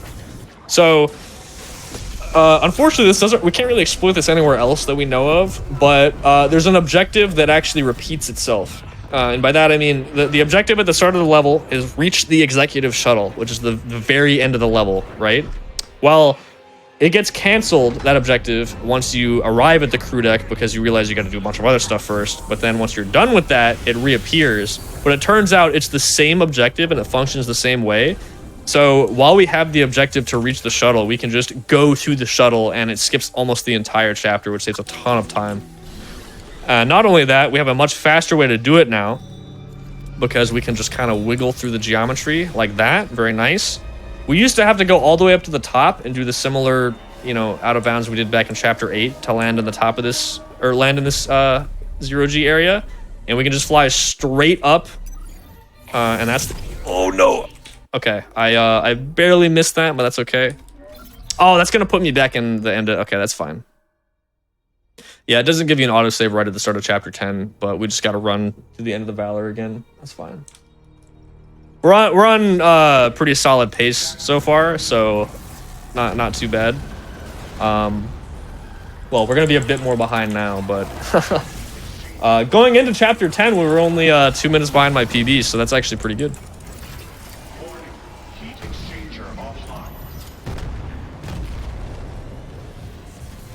All right, so yeah, we're just gonna run through this again. Well, you'll get to see it again. It's one of the cooler skips on the run, so I don't mind showing it off again. But yeah, so the whole way the game loads everything, all the areas are all accessible at once. In theory, casually you can't just go anywhere you want at any time, but especially with 0G flying, we can. So the shuttle room is directly above this room, coincidentally, and we're in 0G and can flip out of bounds. That's extremely convenient for us. So we can just wiggle out of bounds and with the right angle actually land on the platform above and not where I landed. So hopefully we land in the right spot this time.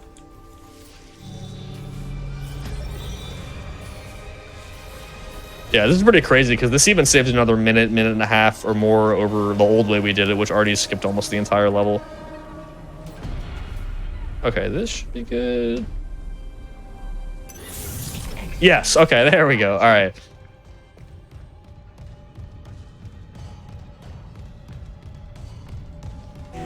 All right, cool. That only cost us about a minute or so, so nothing too bad. Test fire shuttle engines to complete hardware installation.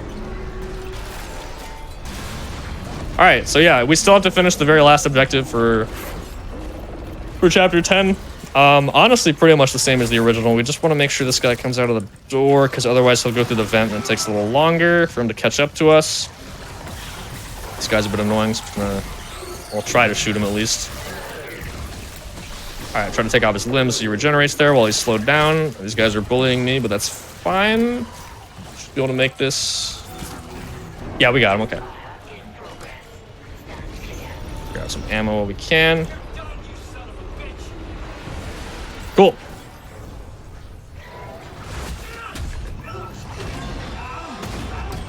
All right, it's just a little bit of a cutscene here. We haven't seen Mercer in a while. That's cool. It's pretty cool the ship is mapped out like that. It is, yeah. It helps because, you know, even though we're limited by the objective system for the most part, it does allow for some pretty cool shortcuts at the very least, and in this case, a pretty massive skip. I mean, I think that skip saves 10 to 11 plus minutes. I don't remember exactly, but it's around there. It's huge. There's a couple little, you know, sequence breaks or tricks in Chapter 10 if you play it normally. Like, actually have to play the whole thing, but it's really not. It helps the pace of the run a lot. You can do that.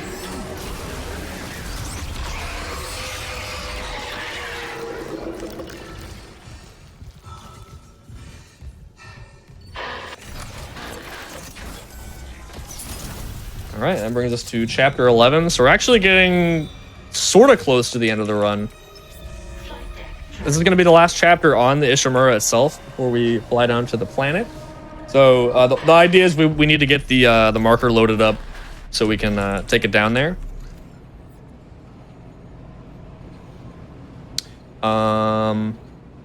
Yeah. So in just I guess one thing to note, one way this differs from the original, you can actually skip all of the marker dragging. In this case, we can't, which would be kind of a bad thing, but it's really not, because they improved the way the that's a random enemy. Hello. So what was I saying? Oh, okay. Yeah, he made me lose my train of thought for a second. So we do actually have to drag the marker both times here, but I think they improved it a lot. In the original, you literally had to drag it yourself the entire time, which was kind of tedious. You can do it kind of fast if you know how to do it, but it's still annoying. In this case, it moves by itself. You just have to make sure you clear any obstacles around it, and I find it to be a lot more fun. All right, so I'm gonna try to shoot some of these while I wait for the enemies to spawn. I missed that one, but that's fine. So there's gonna be, I think it's 3 enemies here. There's one guy always here, and the other 2 guys are random. So hopefully they spawn kind of close. That's pretty good. Wow, that's actually really good. Wow. That's probably like the fastest pattern you can get. Yeah, because as soon as you kill those guys, get rid of that, then the marker starts to move. So we'll clear these up, and we're gonna switch the beam for these guys. If they'll spawn. Hello? Why'd he spawn over there? Okay. Alright. There we go. So yeah, just gotta make sure that's up there. And then otherwise we just gotta wait for the marker to go around. Nothing too crazy. One, I guess, little trick we're gonna do is if you call the lift up like this, or the bridge, I mean, the enemies will walk around. And the only real reason that's important is we don't want them to be on the bridge when the marker gets over there, because you can't lift it if they're standing on it, and it would lose a little time. So we'll see if we can get it on a decent cycle here. Just kind of melt these enemies with the beam. Yeah, you see, as soon as I pull it up, that guy turns around. All right, this should work. Yeah, that'll work. Okay.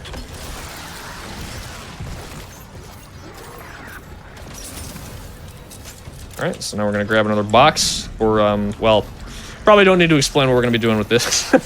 If you've seen the rest of the run so far, but yeah, gonna use that for later. These guys trolling me right now, but that's fine. All right, here we go.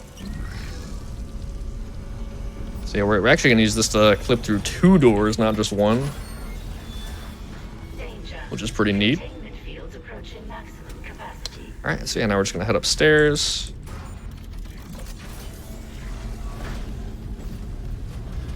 Yeah, but I know I've been talking a lot so far. If anybody has any questions about the run or anything, be happy to answer at this point. Nothing too crazy coming up here. We're just doing another quarantine fight.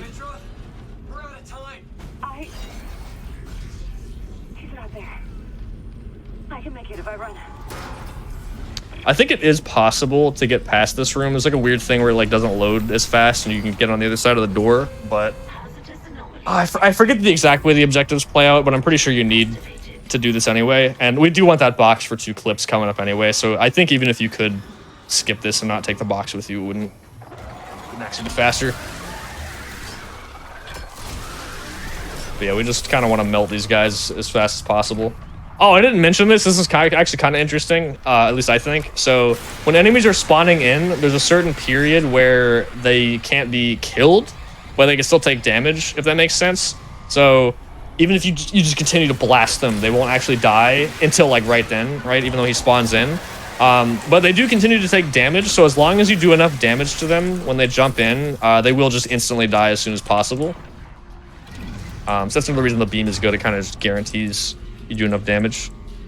There's actually a small example of that in chapter 1 that happened, but it was kind of minor. I didn't mention it when it came up, but just thought I would now. All right, so this box clip is one of the other really difficult ones. I got the chapter 9 one first try, so hopefully this one doesn't take too long, but honestly, this one's probably worse. So yeah, might just take me a little bit to get this one. There we go, nice. Okay, that honestly was not too bad. So, normally there's not 0G in this room at the start. You have to turn it on anyway, but the 0G is actually left over from chapter 3. And because we didn't go the normal way and we went out of bounds with the 0G and that level, it actually keeps the 0G on here. So clipping through that door saves a bit of time, not having to run all the way around and skip some rig videos and turn the 0G back on. So that's pretty neat. It just sucks because you don't have very much room to actually get the box, like to get momentum. And usually the faster it's going, the easier it is for you to clip. So that's why the same as the one in the Valor in chapter 9. There's just so little room to get speed. And if you let the box get too close to you, then it loses its speed because obviously it wants to, you know, slow down when it gets to your face so you can hold it. And depending on how you move, you know, the box, like how fast you move it and where you move it sideways and down, it'll, you know, get different amount of speed. So a lot of those box clips are very feel-based, and once you just practice them a lot and you kind of get the hang of it, you get the muscle memory and you can kind of just do them. But sometimes they can be kind of frustrating to practice because you're not really sure what you're doing wrong, and it just takes a bit of time to get it down, you know. All right, that should be all the enemies. All right, we are required to kill everything here. Ideally, we want to do it before the marker goes in, because after the marker goes in, we get this, which we can skip. And once we do both of those things, then we can interact with that. Wait, did I get it? There we go. Get that out of the way. Fun fact, this wall bleeds if you touch it. I don't know why. I don't think it's supposed to do that, but it's kind of funny.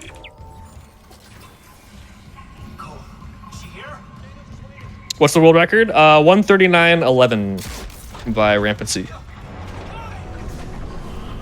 I did not remember. I knew it was a 139. I didn't remember exactly, but Topher looked it up earlier.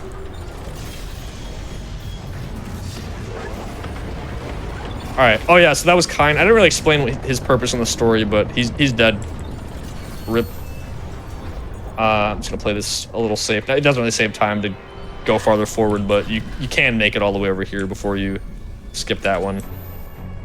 You gotta wait for the second rig skip anyway, so it doesn't really matter. Fortunately, hopefully I don't jinx myself. The second box clip in this level is way easier, I think. I mean, recently I've been getting it first try every time, which means it probably won't work now. You know, that's how it goes sometimes.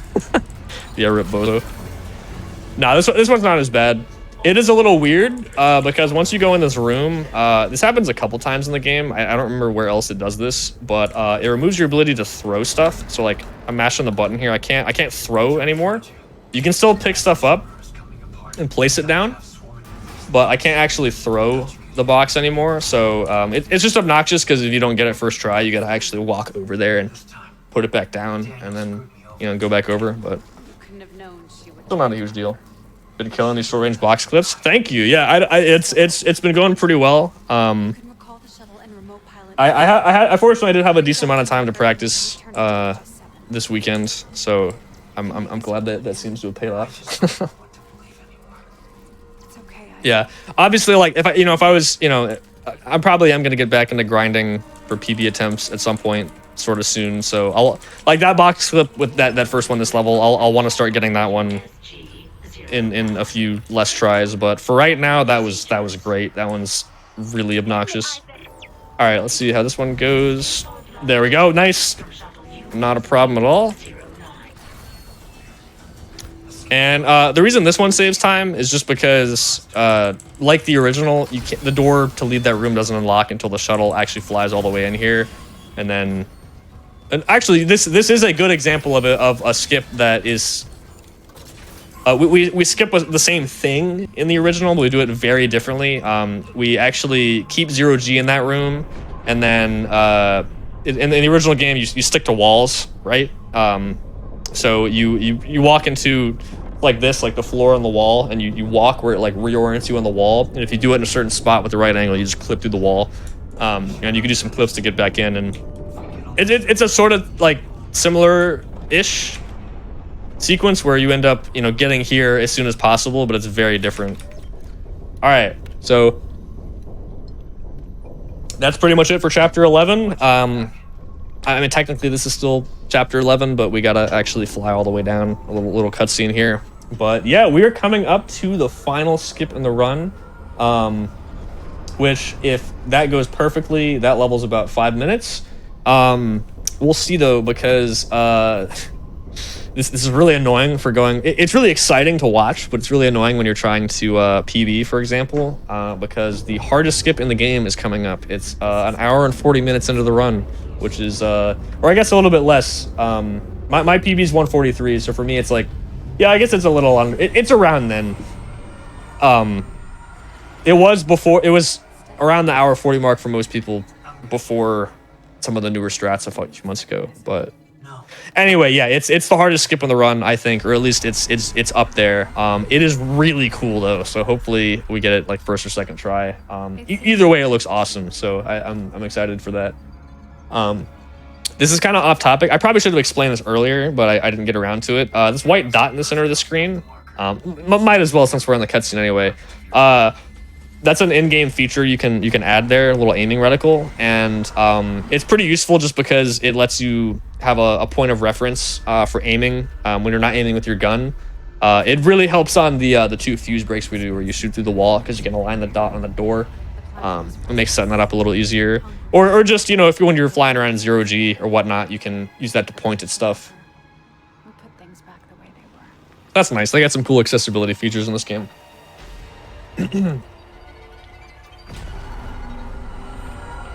This trick slaps for real. That's true.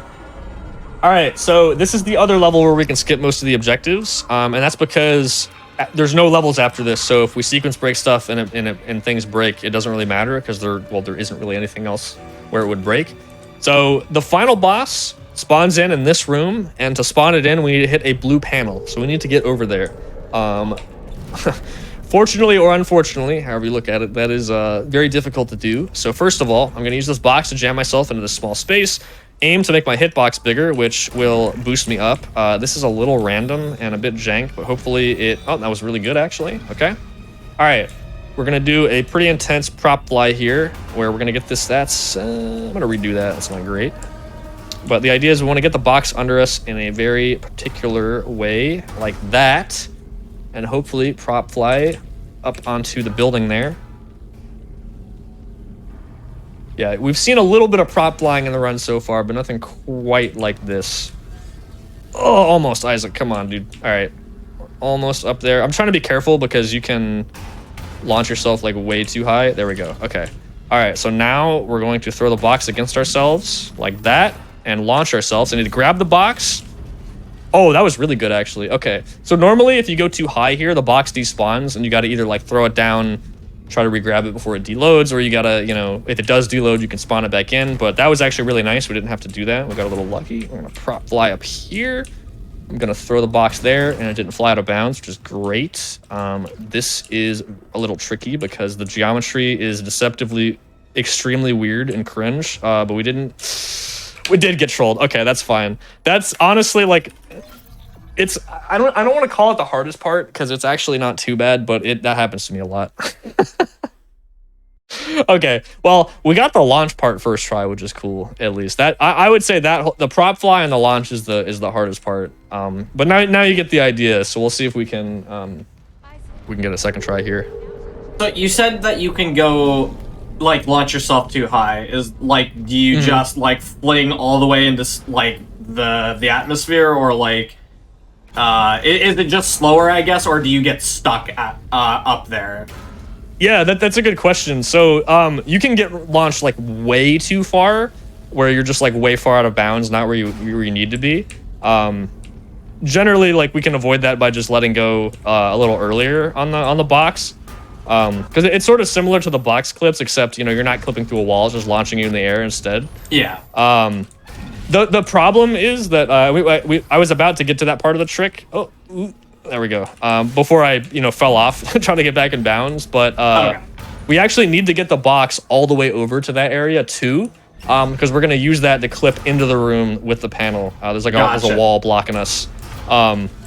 So yeah, getting the box over there is honestly like one of the hardest parts. Just getting us over there isn't as bad. Well, I guess we need the box to prop fly up there too, so there is that. Okay, that's not really how you're supposed to do that. Quote unquote, supposed to do that, but we got it. There we go. Okay, this will be a more normal way to do it right here. So if I'm holding it when I go too high there, it despawns. That's why I throw it down there. So kind of cool you get to see it that way too. That's kind of how it normally goes. There we go. All right, second try, we get it every time. Let me line this up a little more carefully. That's better. Okay. Surely that works. Yes. Okay, that's what's supposed to happen. The ledge there is really weird. A lot of invisible geometry. It's a lot more annoying than it might look. Don't want to lose the box. I can still get trolled here. That's fine. Okay, I can still grab it from there. The main thing is I don't want Isaac to get flung out of bounds. Yeah, I should be able to grab this. I just didn't see exactly where it fell.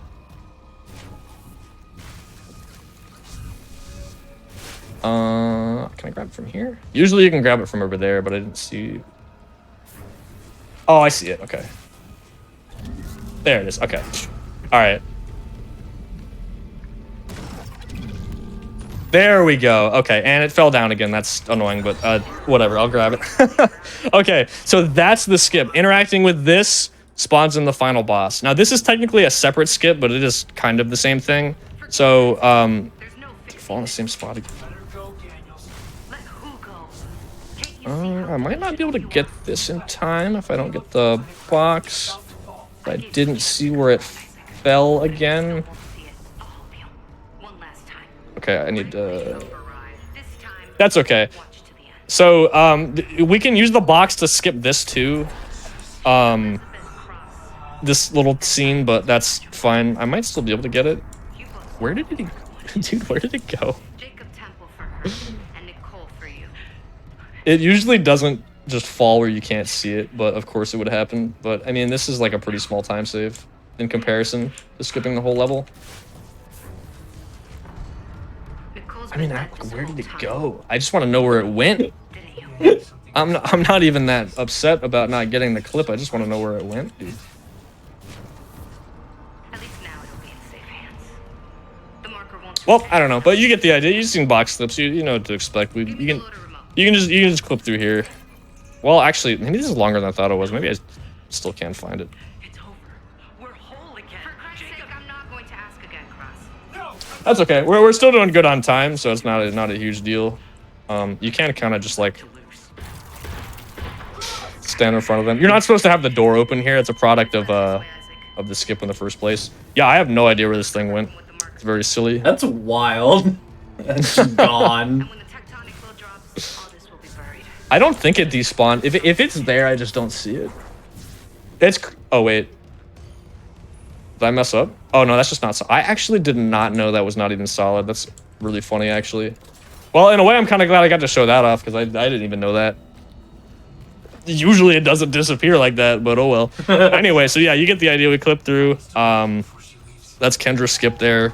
Well, it would have been if I got it, but yeah, technically a separate skip, but all sort of really the whole same sequence. But anyway, so we still skipped pretty much the entire level there. And we return, and now the whole area is different here, and now we just got the final boss. So now we just got, I would say, like, I think it's like 3 or 4 minutes left. Last warning, Isaac. I mean it. So yeah, it's not going to come up till we finish the boss, but once Isaac makes it up to that ramp that Kendra's on right now, that'll be time. But yeah, we gotta do this boss first. So there are some ways to speed this up. I switched to contact beam because it makes the first phase really easy. I'll explain that in a second when we get to it. Love fishing for a metal box in my horror game. Yeah, I mean, again, like usually it doesn't fall out of bounds in the first place, but then when it does, it's usually just like right there and you can grab it. So you know, it's fine. That skip overall can go way worse. Like the fact that both launches put me in bounds is really good. Like you can get like not enough speed, way too much. The box will just disappear completely. There's a lot of memes. Re-grabbing the box is actually honestly the hardest part, or one of the hardest parts. All right, so yeah, if you destroy all 5 of those in one go, it's really fast because otherwise he'll get iframes and just be invincible. All right, so we're gonna try to do the other phase in 2 cycles here. And the way we're gonna do that is save these exploder things. Playing this a little bit safe because I don't want to blow those up early, ideally.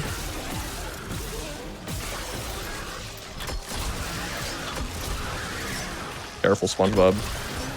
Okay.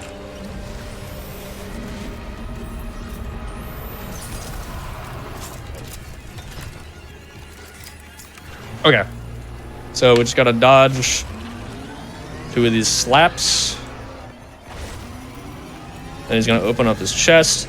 So what we're gonna do is if we destroy the top 2, nice, like that. All right, so if we do that, he's only gonna do 1 acid attack here instead of 3.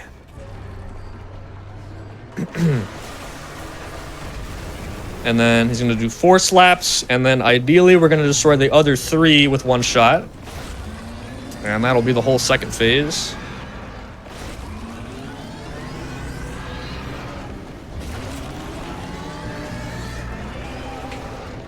Okay.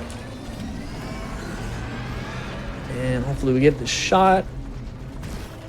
Nice. Okay, yeah, we got the 2 cycle. Very good.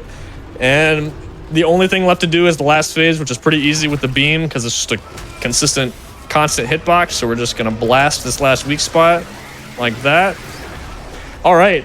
So yeah, time's coming up in like 30-ish seconds, I would say. It's something like that. Well, less than a minute. When I gain control here, I'm going to run to the left, hit the ramp, and that's going to be time. So I'll call it out when it happens.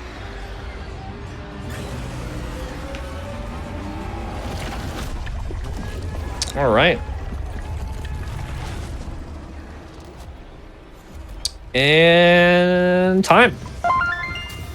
That was a 10-minute exactly, chapter 12. Yeah, GG. that actually went really well. That was only 7.5 minutes behind my PB, and about 4 of those minutes of time lost was the last level, which, like, I mean, that's kind of expected. Yeah. So yeah, that went really well. Yeah, I appreciate y'all watching. Hopefully you enjoyed the run. This was Dead Space Remake any percent, unrestricted on story difficulty. Awesome. But yeah, I guess if I got any shout outs real quick, shout outs to the whole Dead Space speedrunning community in general. We got a bunch of new players as well when this came out, so shout outs to all of you. Anybody that's ran or glitch hunted any of these games, and if you want to come try them out, they're pretty fun. But yeah, that's pretty much it. I'll be running this game a bunch in prep for AGDQ in January in a little less than a month. I'll be running this exact category again at the event, so hopefully some of you can come check it out. There's a lot of really good games on the schedule's really good this year, so y'all should check out the whole event obviously as well. And yeah, that's it. That's pretty much all I got. And make sure you stick around for the rest of the runs coming up, so we got some other cool stuff. Yeah, absolutely, and thank you so much for being here to showcase the game. Like you said, this is an AGDQ. It's Tuesday, like 4 a.m. I think, right?